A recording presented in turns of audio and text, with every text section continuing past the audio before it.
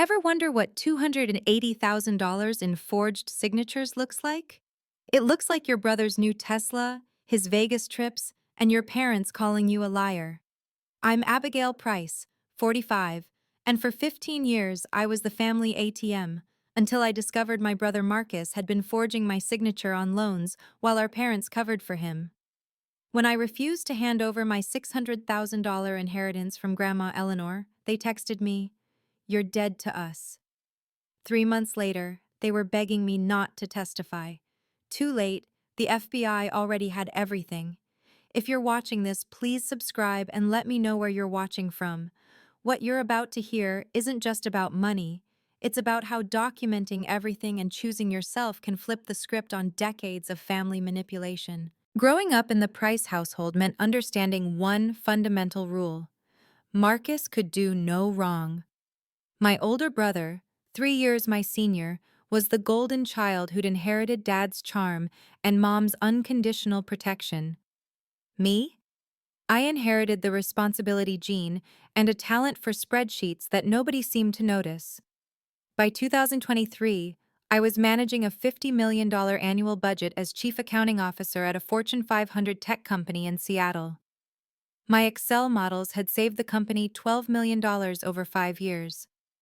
I'd earned my CPA at 25, bought my own condo at 30, and built a retirement portfolio worth $800,000 by 45. None of this mattered at family dinners. "Marcus is launching another startup," Mom would gush, while Dad nodded approvingly. "This one's going to be huge, blockchain for real estate."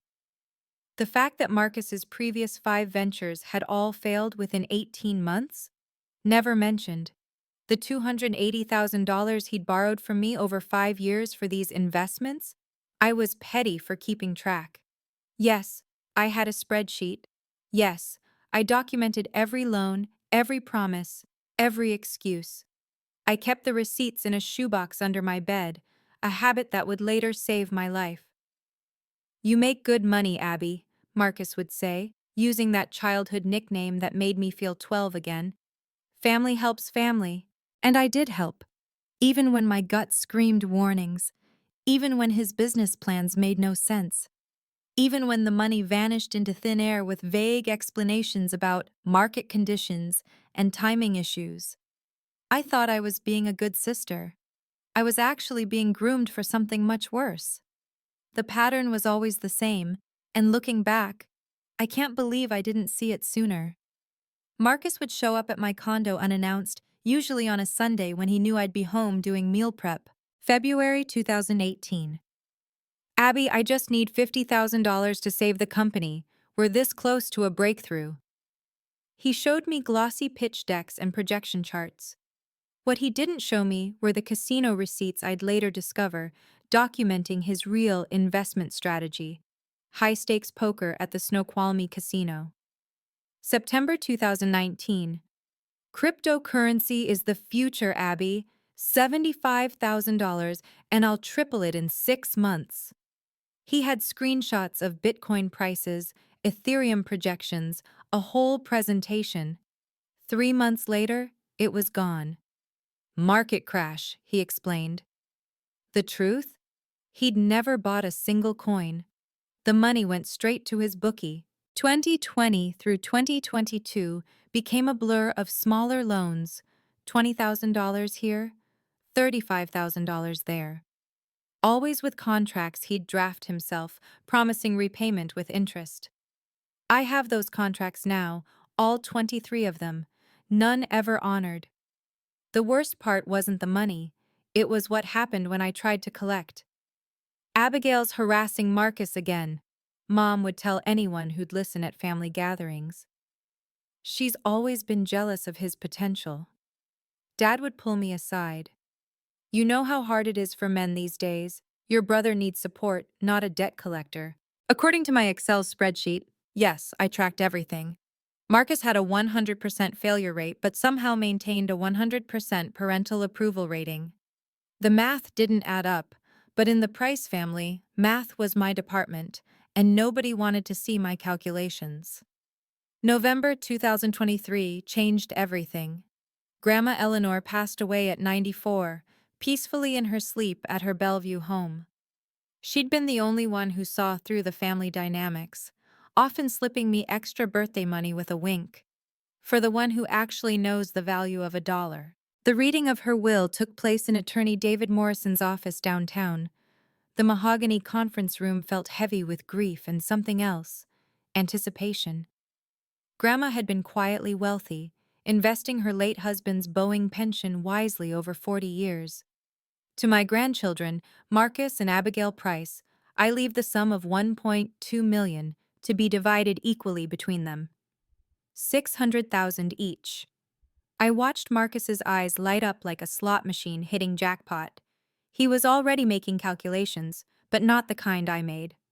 "This is perfect timing," he said as we walked to the parking garage. "I've got this investment opportunity. Completely legitimate insider information from a friend at Amazon. 6 months, Abby, and we could double this, triple it even." "Marcus, that's insider trading. That's illegal." He laughed. "Not the way we'd structure it. Trust me." Trust. That word had cost me $280,000 already. The email from Morrison's office confirming the inheritance distribution was dated November 28, 2023, notarized and official. I saved it in 3 places: my personal files, my cloud storage, and a USB drive I kept in my office safe. Something told me I'd need proof of what was mine. Marcus called 17 times over the next week, each voicemail more urgent than the last. "We need to talk about maximizing this opportunity. Don't be selfish, Abby. Call me back ASAP." I should have known he wouldn't take no for an answer. December 3rd, 2023. Marcus showed up at my office during lunch, bypassing security with that salesman's smile. He carried a leather portfolio and wore his lucky cufflinks, the ones he always wore to close deals. "I need you to sign this," he said, sliding a document across my desk. "Power of attorney. Temporary. Just so I can move fast on this investment." I read the document carefully, my CPA training kicking in. This wasn't temporary. This would give him complete control over my inheritance, my bank accounts, everything. Absolutely not. His face shifted, that easy charm curdling into something uglier. "You're really going to be like this? After everything I've done for you?" "What exactly have you done for me, Marcus?" "I've protected you, kept Mom and Dad from seeing what a cold, calculating bitch you really are." The words hung in the air between us. I recorded the rest of our conversation on my phone, hidden in my drawer. "Get out of my office. You're making a huge mistake, Abby. Mom and Dad are going to hear about this. The whole family will." He stormed out, leaving the unsigned power of attorney on my desk. I photographed every page before shredding it, keeping the photos in a new folder I labeled Evidence. That night, Mom called. "Marcus says you're refusing to help with a family investment opportunity. Your father and I are very disappointed." "It's my inheritance, Mom. Family shares everything, Abigail. We raised you better than this." The call ended with her hanging up on me. An hour later, at 9:47 p.m., I received the text that would change everything. But that's when I realized they'd already chosen their side, and it wasn't mine. The text arrived at 9:47 p.m. from Mom's phone. I screenshot it immediately, somehow knowing I'd need proof of this moment. "Abigail, your father and I have discussed your selfishness regarding Marcus and the family investment. We've had enough of your lies about him borrowing money and your jealousy of his success. You've become someone we don't recognize. Do not contact this family again until you're ready to apologize and act like a real sister. Mom and Dad." 47 words. I counted them, each one a small knife. Then I noticed something that made my blood run cold. Marcus had liked the message in our family group chat. They'd sent it there, publicly, for all 15 extended family members to see. The replies poured in. Aunt Sarah, "So sad to see this." Uncle Tom, Abigail needs to remember family comes first. Cousin Janet. Praying for reconciliation. Not one person asked for my side of the story. I blocked them all that night. Mom, Dad, Marcus, every aunt, uncle, and cousin who'd witnessed my public exile and chosen silence. My hands shook as I hit each block button, but my mind was crystal clear. At 6 a.m. the next morning, my phone showed 50 missed calls from various family numbers through WhatsApp, Facebook Messenger, even LinkedIn. They'd realized I'd blocked them and panicked. But why? The answer came in a voicemail from Dad's golf buddy, Richard, who wasn't blocked. Abby, your dad asked me to call. There's been a development with your grandmother's estate. The family needs to discuss some irregularities. Please call back immediately. Irregularities. That word made my stomach drop. What had Marcus done now? If you're finding value in this story about standing up against family financial abuse, please hit that subscribe button and ring the notification bell. Your support helps me share these important stories that need to be heard. Also, drop a comment. Have you ever had to choose between family harmony and protecting yourself? Let's discuss after the video. Now, here's where things get legally interesting. I didn't return Richard's call. Instead, I did what I always do when something feels wrong. I checked the data. December 5th, 2023, 7 a.m., I logged into Experian while my coffee brewed. My credit score had dropped 180 points overnight. The screen showed 12 new accounts I'd never opened. Personal loans, credit lines, even a business loan for Price Venture Capital LLC, a company I'd never heard of. Total damage, $280,000 in debt under my name and social security number. My hands trembled as I downloaded every document. The signatures looked like mine, but something was off. The way the A in Abigail curved, how the P in Price ended, close, but not quite right.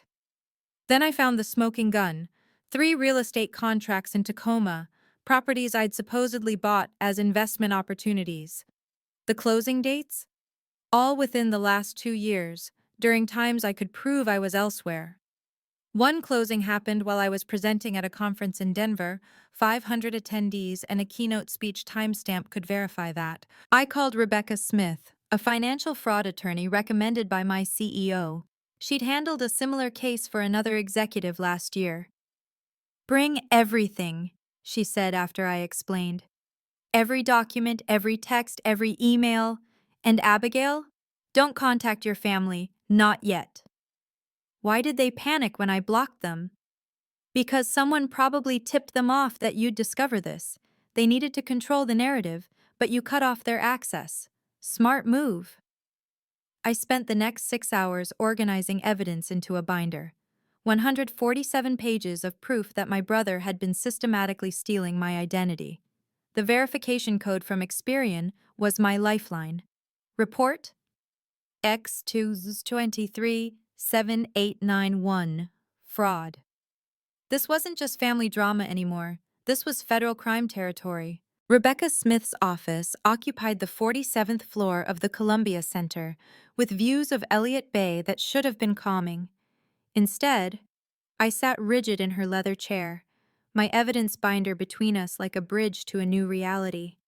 She flipped through pages methodically, occasionally photographing documents with her tablet. This is extensive fraud, Abigail. Your brother didn't just forge signatures, he created an entire false paper trail. These property contracts alone constitute federal wire fraud. Federal? Crossing state lines with electronic transactions. The FBI will be interested. She looked up. This is an easy win, legally speaking, but I need to ask, are you prepared for what this means for your family? They already disowned me. No, I mean prison time. Your brother is looking at 5-10 years minimum. Your parents could be charged as accessories if they knew and helped cover it up. The weight of it hit me. Do you think they knew? Rebecca pulled up one document, an email from Marcus to our parents, accidentally forwarded in a chain I was CC'd on. Handled the Abby situation. She won't notice for months, and by then profits will cover everything. Mom had replied, Just be careful. 5 words that proved they knew. 5 words that broke my heart completely. I want to proceed, I heard myself say. File everything. I'll need a $15,000 retainer. We'll likely recover it in damages, but I'll write the check now. Rebecca smiled grimly. One more thing. Marcus will likely escalate when he's cornered. Do you have somewhere safe to stay? I thought of my condo. How Marcus had a spare key. I'll handle it. That afternoon, I changed my locks, installed cameras, and hired a private investigator. If Marcus wanted war, I'd give him one he couldn't win. The private investigator, James Patterson, yes, like the author, no relation, was worth every penny of his $200 hourly rate. Within a week, he'd uncovered what Marcus had hidden from everyone, including our parents. Your brother visits the Snoqualmie Casino every Tuesday, Thursday, and Saturday, Patterson reported, sliding surveillance photos across my dining table. High-stakes poker room. He's down approximately $150,000 to a bookie named Tommy Nguyen. But the real gold came from Patterson's electronic surveillance. I can't legally record him without consent, he explained, but Washington is a two-party consent state with exceptions, public spaces where there's no expectation of privacy. 3 days later, Patterson delivered a USB drive. Casino bar, December 15th. Your brother was drunk, talking to his girlfriend. I plugged in the drive. Marcus's voice slurred but clear. My sister's so fucking naive. Been signing her name for 2 years. She never checks anything. My parents think she's the smart one, but who's getting paid now? His girlfriend giggled. Won't she notice? By the time she does, I'll have flipped these properties. Besides, Mom and Dad will never let their precious son go to jail. They'll make Abby drop it. They always do. I had the recording authenticated by Linda Morrison, a certified forensic audio expert who also happened to be attorney David Morrison's daughter. Her notarized report confirmed, no evidence of editing or manipulation. Recording is authentic. December 15, 2023, 11:47 p.m., Snoqualmie Casino Bar. Patterson also discovered Marcus owed money to 2 other casinos and had been banned from one for suspected card counting. His successful businessman image was a carefully maintained lie, funded entirely by my forged signatures. Every receipt, every photo, every document went into my evidence binder. Rebecca would later call it the most thorough fraud documentation I've seen in 20 years. Word travels fast in the Price family. By December 20th, Marcus knew I'd hired a lawyer. The calls started immediately, not to my blocked phone, but to my office. Abigail, it's Aunt Sarah, my assistant announced nervously. She says it's urgent. I took the call on speaker, recording it. You're destroying the Price name, Sarah started without preamble. Whatever Marcus did, handle it privately. He committed identity theft, Sarah. He's family. Your grandmother would be horrified at what you're doing. Grandma Eleanor would have called the police herself. The calls escalated. 15 relatives suddenly remembered my office number. Uncle Tom offered the most interesting proposition. I'll give you $50,000 cash to make this go away. Today, no questions asked. I recorded that call too. Rebecca later called it attempted witness tampering. The most painful call came from my cousin Janet, Marcus's contemporary and childhood friend. Abby, I need to tell you something, but you can't say I told you. Her voice shook. Marcus has been doing this to others. My mom, your Aunt Patricia, he borrowed $30,000 last year for an emergency, forged her signature on a loan document. She was too embarrassed to say anything. Will she testify? Are you kidding? She'd rather lose the money than admit her nephew scammed her. That's when I understood the real Price family values: reputation over truth, image over justice, silence over safety. December 22nd, my assistant called security. Marcus was in the lobby demanding to see me. I watched on the security monitor as 2 guards escorted him out. He screamed at the cameras, "You're ruining everything! I'll destroy your career!" Building 42's security footage captured everything in high definition. Another piece of evidence for Rebecca's growing file.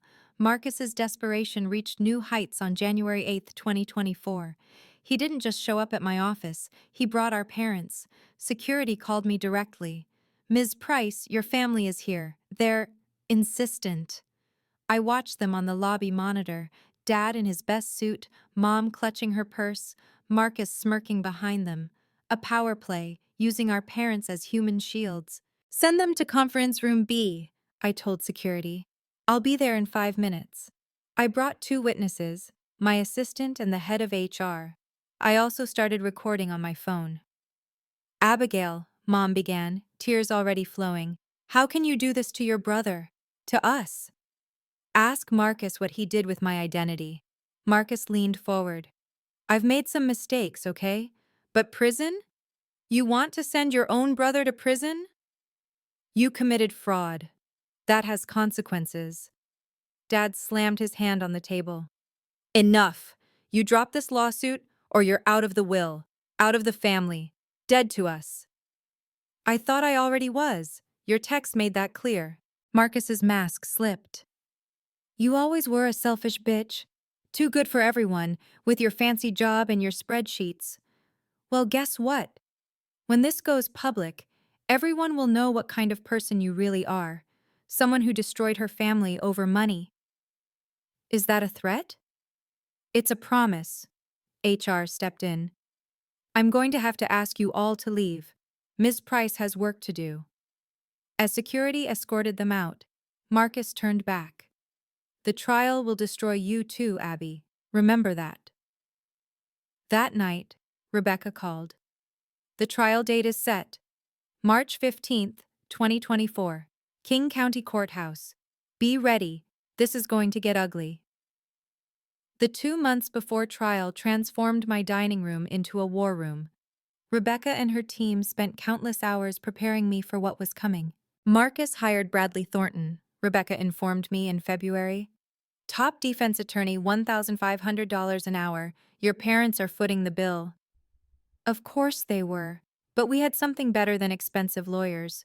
We had truth. 5 witnesses agreed to testify. Linda Morrison on the audio authentication, James Patterson on his surveillance, 2 bank managers about the forged documents, and surprisingly, Marcus's ex-girlfriend, Stephanie Chen. "He did the same thing to me," Stephanie told us during her deposition. "Forged my name on a car loan. I was too scared to report it, but when I heard about your case, I can't let him do this to another woman." Rebecca assembled 42 separate counts of fraud, identity theft, and forgery. The evidence binder grew to 400 pages. We had Marcus's financial records showing his gambling debts, proof he'd never invested a cent of my money, and a paper trail of lies spanning 5 years. The media caught wind of it. Tech executive sues brother for identity theft, ran in the Seattle Times. My phone exploded with interview requests I declined on Rebecca's advice. "Let the evidence speak at trial," she said. "But Abigail, you should know, the courtroom will be packed. Marcus's new company flew their entire executive team in from California. They want to see if they should keep their new senior VP. He got a job 3 months ago. Told them he was a successful entrepreneur. They're about to learn otherwise." March 14th, the night before trial, I couldn't sleep. Tomorrow, everything would change. The Price family would never be the same. But then again, maybe it never really was what I thought. March 15th, 2024, 8:30 a.m. King County Courthouse stood gray against Seattle's predictably overcast sky. I arrived in my best Navy suit, the one I wore for board presentations, armor for a different kind of battle. The courtroom was standing room only. 200 people crammed into a space meant for half that. Local media occupied the back rows, laptops ready. The entire Price extended family filled the left side, a unified wall of disapproval aimed at me. But the right side surprised me. 20 women I'd never met, all holding small blue ribbons. "Financial abuse survivors," Rebecca whispered. "They came to support you."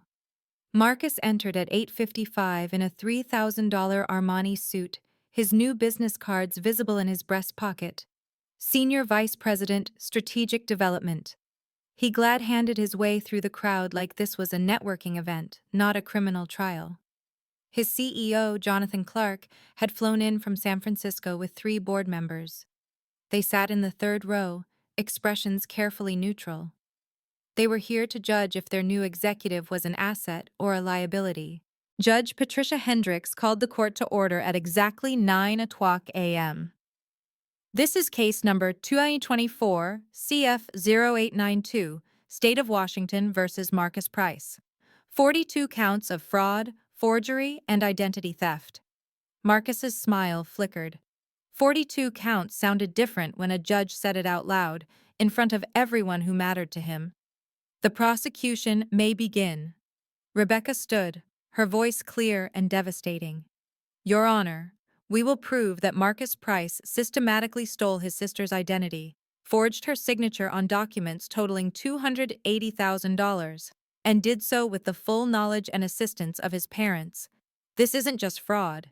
It's a betrayal of the deepest trust. Marcus stopped smiling entirely. We're about to reach the courtroom climax of this story. If you're invested in seeing justice served, please take a second to like this video. It really helps with the algorithm. Also, I'm curious. What do you think Marcus's sentence should be for forging $280,000 in documents? Comment your guess below. Now, let's see what actually happened in that courtroom. Rebecca presented our case like a symphony of destruction, each piece of evidence built on the last, creating an inescapable truth. Exhibit A through L, she announced, wheeling in a cart of documents. 12 forged loan applications, each with Ms. Price's signature, falsified by the defendant. The handwriting expert, Dr. Michael Foster from the FBI lab, took the stand. In 30 years of forensic analysis, these are among the most amateur forgeries I've seen. The defendant didn't even try to vary the signatures. He used the same template 12 times. Gasps from Marcus's CEO's row. Jonathan Clark was typing furiously on his phone. Then came the audio. Linda Morrison authenticated the casino recording, and Rebecca played it for the packed courtroom. Marcus's drunk voice echoed, "My sister's so fucking naive. Been signing her name for 2 years. She never checks anything." I watched our parents shrink in their seats. Mom covered her face. Dad stared at the floor. The knockout punch came from Stephanie Chen, Marcus's ex-girlfriend. He bragged about it constantly, she testified. Said his sister was too trusting, and his parents would always protect him. He showed me the forged documents. He was proud of them. "Why are you testifying against him?" Thornton asked on cross-examination. "Because he did the same thing to me. Forged my signature on a $30,000 car loan. I was too scared to report it then, but I won't let him keep hurting people." The prosecution presented bank records, casino debts, failed business registrations, a comprehensive portrait of a man who'd burned through others' money while maintaining a facade of success. By lunch break, Marcus's new colleagues had left the courtroom. His CEO's seat remained empty when court resumed. The defense's turn was coming, but what defense could there be against truth? Thornton tried everything. He claimed the signatures were authorized, that I'd given verbal permission, that this was a family misunderstanding blown out of proportion. Each argument crumbled against the evidence. Then came Marcus's turn to testify. Against Thornton's advice, he insisted on taking the stand. His narcissism wouldn't let him stay silent. "My sister has always been jealous of me," he began, still trying to charm the room. "I'm the entrepreneur, the risk-taker. She's just an accountant who—" "Mr. Price," the judge interrupted, "please explain Exhibit M, this recording from the Snoqualmie Casino." Marcus's face went white. I was drunk. I didn't mean—" "You didn't mean what? That you'd been forging her signature for 2 years?" I want to invoke my Fifth Amendment rights." "Too late for that, Mr. Price. You chose to testify." The final blow came during Rebecca's cross-examination. "Mr. Price, Your new employer, Next Gen Technologies, is watching today, correct? Yes. You told them you were a successful entrepreneur? Yes. Can you name one successful business you've launched? Silence. Your Honor, I'd like to present Exhibit Z, 5 business bankruptcy filings under Mr. Price's name, plus records showing $150,000 in gambling debts to Tommy Nguyen. At 3:47 p.m., Marcus's phone buzzed on the defendant's table. Thornton checked it and whispered something. Marcus's shoulders sagged completely. He'd just been fired via text message in front of everyone. Mom stood up and walked out. Dad followed. They couldn't watch anymore. The family they'd protected at my expense was collapsing in real time. Judge Hendricks called a recess.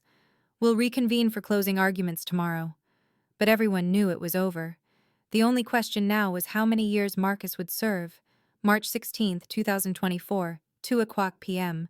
Judge Hendricks returned to a hushed courtroom. Marcus sat alone at the defendant's table. Even Thornton seemed to have distanced himself physically. Will the defendant please rise? Marcus stood on shaking legs, his Armani suit wrinkled, his confidence evaporated. On all 42 counts of fraud, forgery, and identity theft, this court finds the defendant guilty. The sound that escaped Marcus was inhuman, part gasp, part sob. Behind me, someone whispered, "Finally. Mr. Price, your actions were particularly heinous. You didn't just steal money, you betrayed the deepest trust of family. You used your parents as accomplices, manipulated your sister's love, and showed zero remorse until caught." The judge continued, "I hereby sentence you to 8 years in federal prison, with possibility of parole after 5. You will pay $450,000 in restitution to Ms. Abigail Price. Additionally, due to the financial elder abuse components involving family members, you will be required to register as a financial crimes offender." Your Honor, Thornton stood, "my client has no prior record." "Your client has been stealing for years. He just hadn't been caught. Bailiff, please take Mr. Price into custody." As the handcuffs clicked onto Marcus's wrists, his facade finally shattered completely. "Abby, please, I'm sorry. Don't let them do this." I said nothing. There was nothing left to say. The courtroom erupted. Reporters rushed out to file stories. The financial abuse survivors applauded. The Price family sat frozen, watching their golden son led away in chains. Outside the courthouse, Rebecca fielded questions while I stood silent. "Justice was served today," she said simply. "Ms. Price's courage in standing up to family fraud will inspire others to speak out." 3 more victims would come forward within the week. By 6 p.m., the story was everywhere. Seattle tech exec's brother sentenced to 8 years for identity theft led the evening news. The Seattle Times website crashed from traffic.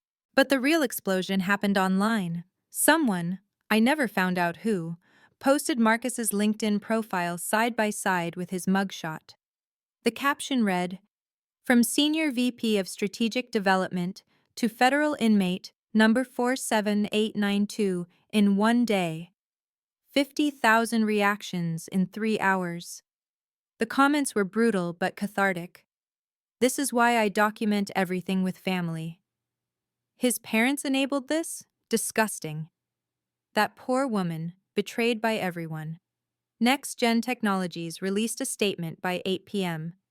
"We were shocked to learn of Mr. Price's criminal activities. He has been terminated effective immediately, and we are reviewing all transactions he handled during his brief tenure." The most unexpected support came from my employer. Microsoft's chief legal officer posted publicly, "We stand with Abigail Price, whose integrity and courage exemplify our company values. Financial fraud, especially within families, is a serious crime that deserves serious consequences." My inbox flooded with messages from colleagues, acquaintances, even strangers. But the one that mattered most came from an unexpected source, Harvard Business School's Dean of Admissions. "We are reviewing Mr. Marcus Price's MBA credentials in light of today's conviction. Academic institutions cannot endorse individuals who commit fraud. By midnight, Marcus had lost everything: his freedom, his job, his reputation, and soon, his MBA. The golden boy who'd been given every advantage had thrown it all away for casino chips and easy money. The Price family group chat, which I could still see but not participate in, was silent for the first time in years. No one knew what to say when the lie they'd all maintained finally died. March 20th brought the family reckoning I'd expected but hadn't prepared for.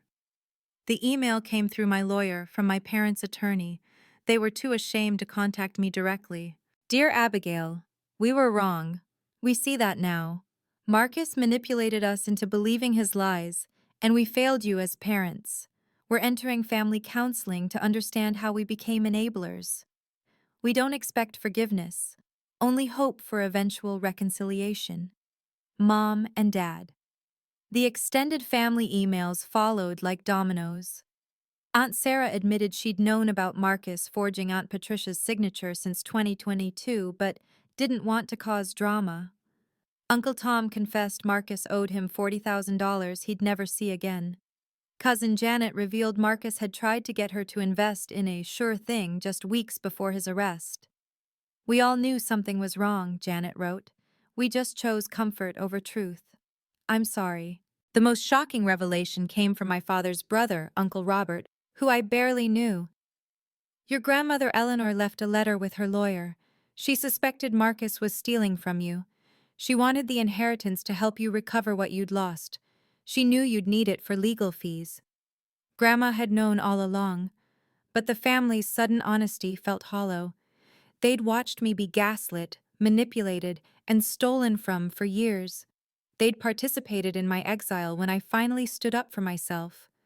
Now that the courts had validated what I'd been saying, they wanted absolution. Rebecca advised me to take time before responding. They're processing their own guilt. That's not your burden to carry. She was right. Their awakening had come too late to prevent the damage, but just in time to watch the consequences unfold. Marcus's conviction triggered an avalanche of investigations.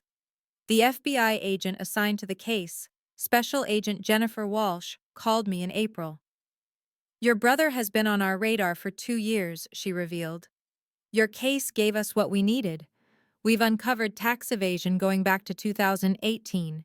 He owes the IRS approximately $500,000. But that was just the beginning. 2 of Marcus's former companies launched internal audits. TechStart Innovations discovered $75,000 in missing investor funds. Blockchain Solutions LLC found falsified expense reports totaling $40,000. Both filed civil suits. The gambling world came calling too. Tommy Nguyen, the bookie. Marcus owed $150,000, filed a civil lawsuit once Marcus's ability to pay from prison became clear. Your brother promised collateral he didn't have, my lawyer informed me. He used your forged signature on a promissory note. By May, Marcus faced 8-year federal sentence, current, IRS criminal charges, pending, 2 civil lawsuits from former employers, 1 civil suit from Tommy Nguyen. Total financial liability, $1.3 million. The Seattle Times ran a follow-up story. Convicted fraudsters' debts mount as federal investigation expands. They'd obtained Marcus's financial records through FOIA requests. He'd been living on borrowed money, stolen identities, and false promises for over a decade. The reporter interviewed me briefly. How do you feel about your brother's mounting legal troubles? I feel vindicated, I said simply. Every victim deserves justice, not just me. 3 more victims came forward after the article.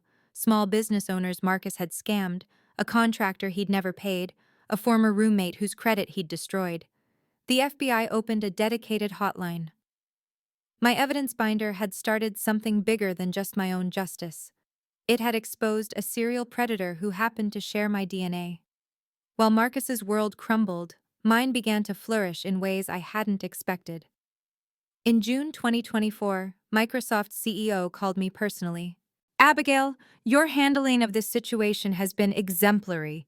You've shown integrity, courage, and the kind of leadership we value. We're promoting you to CFO of the Cloud Services Division. The position came with a 40% salary increase and stock options worth $2 million vested over 4 years. The promotion letter, dated June 15, 2024, specifically cited exceptional judgment and ethical leadership during personal adversity. But the real reward came from unexpected places. 20 women reached out with similar stories of family financial abuse. We started meeting monthly at a coffee shop in Capitol Hill, sharing strategies for documentation, legal resources, and emotional support. You gave me courage to report my ex-husband, one woman said, showing me the restraining order she'd finally obtained. Microsoft took notice. By August, they'd funded a legal clinic for employees facing financial abuse, with Rebecca Smith Consulting. The program helped recover $2 million for over 200 victims in its first year. I also started speaking at conferences about financial fraud prevention. My presentation, Trust But Verify, Protecting Yourself from Family Fraud, became the most downloaded resource from the Association of Certified Fraud Examiners website. The speaking fees went directly to a scholarship fund I established, the Eleanor Price Foundation for Financial Literacy, named after my grandmother. It provides free financial education to young women from families with histories of financial abuse. Marcus had tried to destroy me financially, but instead, he'd inadvertently launched my transformation from victim to advocate. Every success felt like reclaiming a piece of myself he'd tried to steal. The community response exceeded anything I could have imagined. A GoFundMe started by the financial abuse survivors who'd attended the trial raised $75,000 for my legal fees within 2 weeks. You fought for all of us, the campaign description read. Now we fight for you. I tried to decline. My promotion had more than covered the costs. But Rebecca suggested something better. Use it to help others. Create a legal fund. The Abigail Price Justice Fund was born. 3 law firms immediately offered pro bono hours. Within 6 months, we'd helped 15 victims file charges against their abusers, recovering over $800,000 in stolen assets. The Washington State Attorney General's office took notice. In September 2024, they invited me to testify before the state legislature about strengthening financial fraud laws within families. Current laws don't adequately protect victims when the perpetrator is family, I testified. Shame and guilt silence victims, while criminals exploit familial trust. The resulting legislation, House Bill 2847, passed unanimously. It extended the statute of limitations for family financial fraud and created mandatory reporting requirements for banks when suspicious family member transactions were detected. The Seattle Times ran an editorial, "The Price of Justice: How One Woman's Courage Changed Washington's Fraud Laws." Local news interviewed Marcus's other victims. Each story was heartbreakingly similar. Trust exploited, families divided, justice delayed until someone finally said, "Enough." A prosecutor told me privately, "Your case files have become our template for family fraud prosecution. You didn't just win your case, you created a roadmap for others." By October 2024, 3 other states had contacted me about replicating Washington's new laws. Marcus's crime had inadvertently sparked national reform. "Your brother will hate knowing he inspired positive change," Rebecca observed. "Good. Let that be part of his punishment, too." November 2024, 1 year after Grandma Eleanor's death, I finally agreed to meet my parents. Not alone, with Dr. Patricia Hoffman, a family therapist specializing in financial abuse dynamics. We met in Dr. Hoffman's neutral office, beige walls and soft lighting designed to minimize conflict. My parents looked older, smaller somehow. Mom had lost weight. Dad's hair had gone completely gray. "Abigail," Mom started, then stopped, tears already flowing. "Let me speak first," I said, pulling out a typed document. "These are my conditions for any future relationship." I read each point clearly. 1. All meetings happen with a licensed therapist present until further notice. 2. No financial discussions whatsoever without my attorney present. 3. You will complete a financial abuse education program. 4. Quarterly check-ins only, no surprise visits or calls. 5.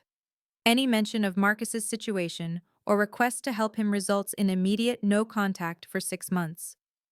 6. You will provide written acknowledgement of the harm you enabled. Dad's jaw tightened. This feels like punishment. No, Dr. Hoffman interjected. This is accountability. Your daughter is offering you a path forward, not backward. We've started therapy, Mom whispered. We're learning about enabling, about golden child syndrome. We failed you so badly. Yes, you did. The silence stretched until Dad spoke. We'll sign your conditions. We'll do whatever it takes. I slid the document across. This isn't about punishment. It's about safety. Mine. They signed without reading further, but I knew they would. They'd lost one child to prison and were desperate not to lose another to justified estrangement. I love you, I told them, but I will never again sacrifice my safety for your comfort. Dr. Hoffman would later call it the healthiest boundary setting she'd witnessed in 20 years of practice. The formal family contact agreement was notarized on December 1, 2024. Rebecca had drawn it up with the precision of a corporate contract because, in many ways, that's what our relationship had become, a carefully negotiated transaction. Key provisions included meetings only at Dr. Hoffman's office or public restaurants. All conversations could be recorded with mutual consent. No discussions about Marcus except in therapy. No financial requests or discussions ever. Violation meant automatic 6-month no contact.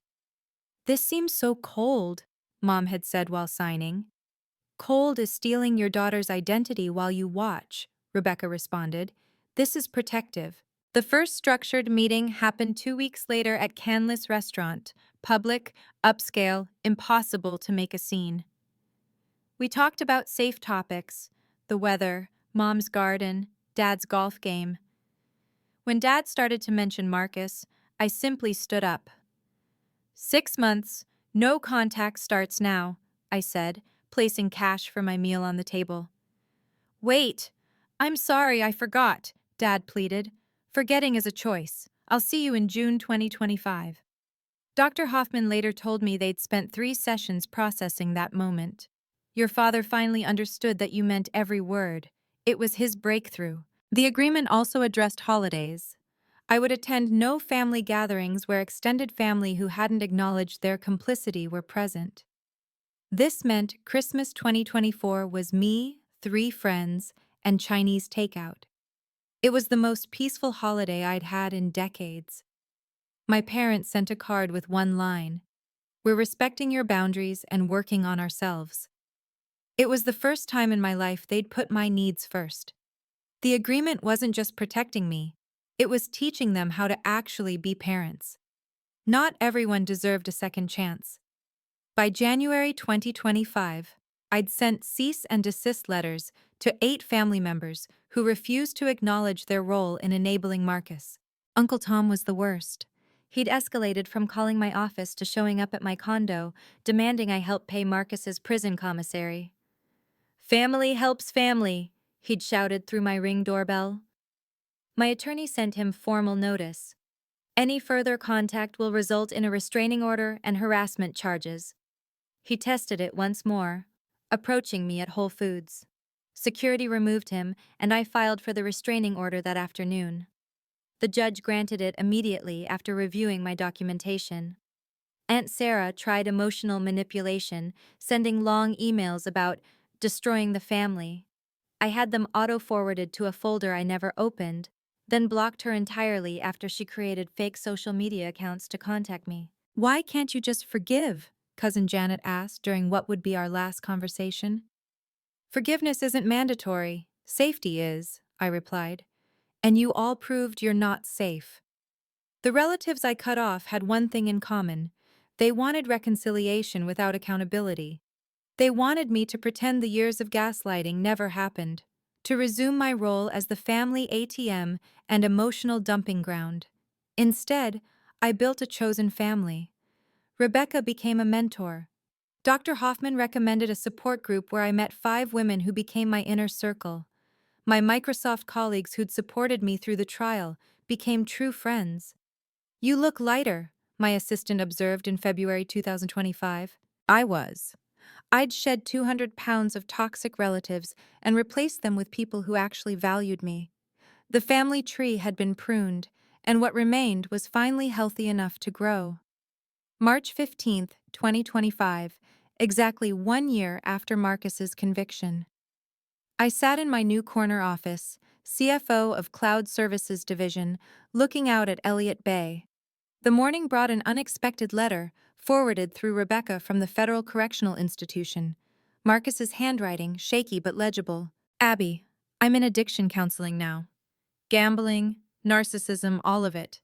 I'm learning about the harm I caused. I don't expect forgiveness. I just wanted you to know. I finally understand what I stole wasn't just money. It was your trust, your safety, your family. I'm sorry. Really sorry. For the first time in my life. Marcus." It was his first genuine apology in 48 years of life. I filed it away, feeling nothing and everything simultaneously. My parents had made progress too. 6 months of therapy had uncovered their own traumas. Dad's father had been a gambling addict. Mom's family had always protected the men at women's expense. They were breaking generational patterns, finally, at 72 and 70.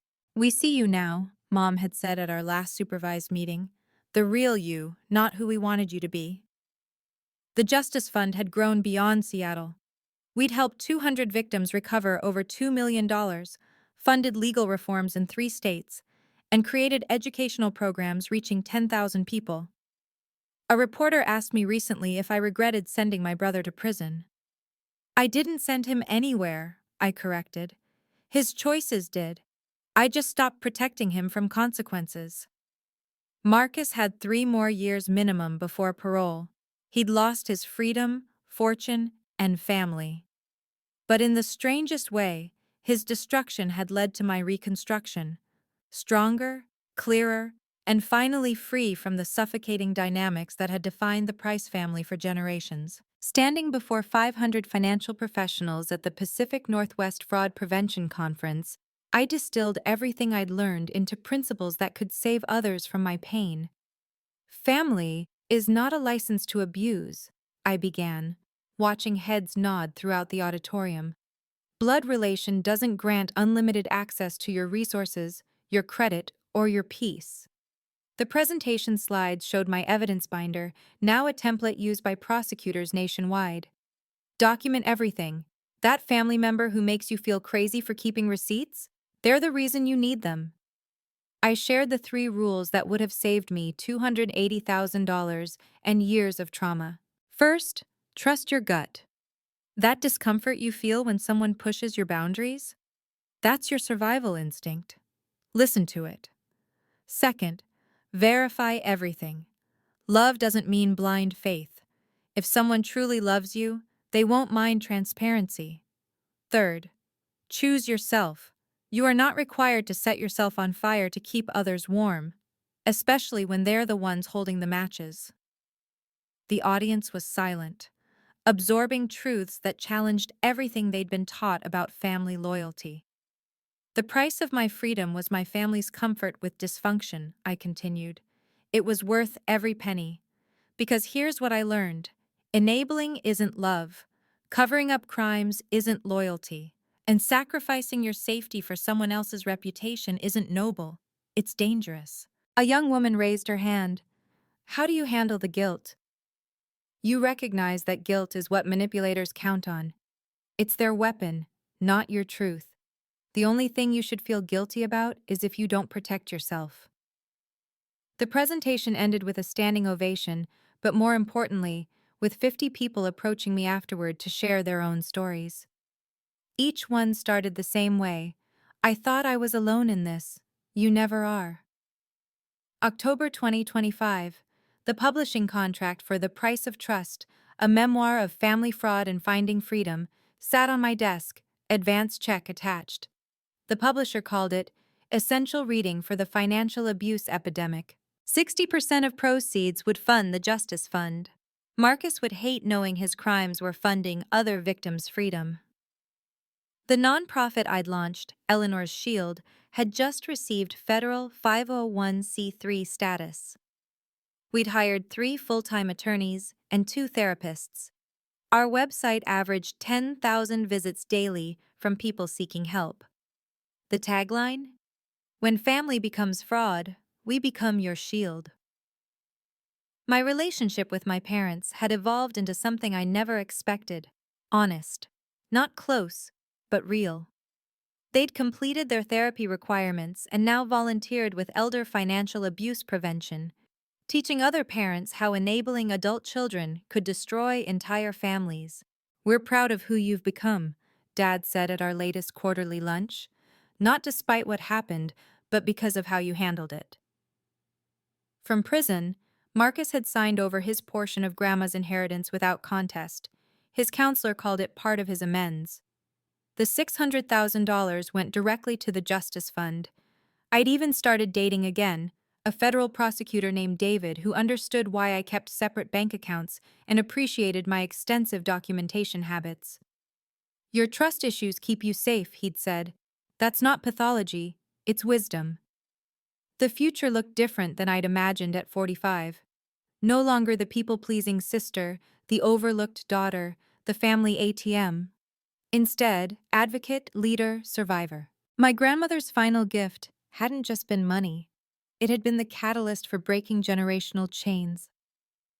Eleanor Price's granddaughter had finally learned the most important lesson. Sometimes the price of peace is walking away from those who disturb it, even when they share your DNA. Thank you for witnessing my journey from family scapegoat to empowered survivor. If this story resonated with you, please subscribe and share it with someone who might need to hear that standing up for yourself isn't selfish, it's necessary. Check out my next video about recognizing financial abuse red flags. Remember, your safety matters more than anyone's comfort. Stay strong, and I'll see you in the next story.